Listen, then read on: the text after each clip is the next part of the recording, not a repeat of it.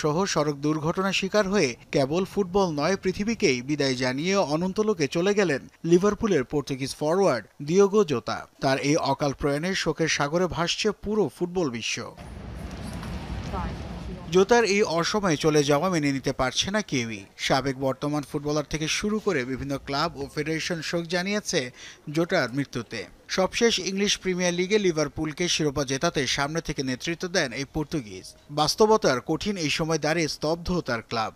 Diego জোতার মর্মান্তিক মৃত্যুতে স্তব্ধ লিভারপুল। এ নিয়ে কোনো মন্তব্য করবে না ক্লাবটি। দিয়েগো ও আন্দ্রের পরিবার, বন্ধুবান্ধব ও ক্লাব স্টাফদের গোপনীয়তা বজায় রাখার জন্য অনুরোধ করা হচ্ছে, কারণ তারা অকল্পনীয় ক্ষতি কাটিয়ে ওঠার চেষ্টা করছেন। তাদের প্রতি পূর্ণ সমর্থন বজায় রাখবো আমরা।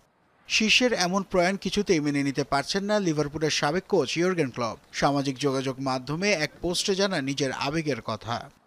দিয়েগো ও তার ভাই আন্দ্রের মৃত্যুতে আমি মর্মাহত। দিয়েগো শুধু একজন দুর্দান্ত খেলোয়াড়ই ছিলেন না, অসাধারণ বন্ধু, যত্নশীল স্বামী ও বাবাও ছিলেন। তোমাকে অনেক মিস করব আমরা।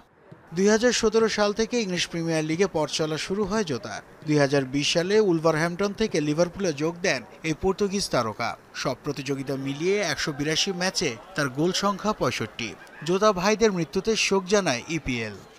দিয়েগো ও তার ভাই আন্দ্রের মৃত্যুতে ইপিএলের সবাই বাকরুদ্ধ। ফুটবল এমন একজন চ্যাম্পিয়নকে হারিয়েছে যার অভাব বোধ করতে হবে চিরকাল। এই কঠিন সময়ে দিয়েগোর পরিবার, বন্ধু-বান্ধব, লিভারপুল ও তাদের সমর্থকদের প্রতি আমাদের আন্তরিক সমবেদনা।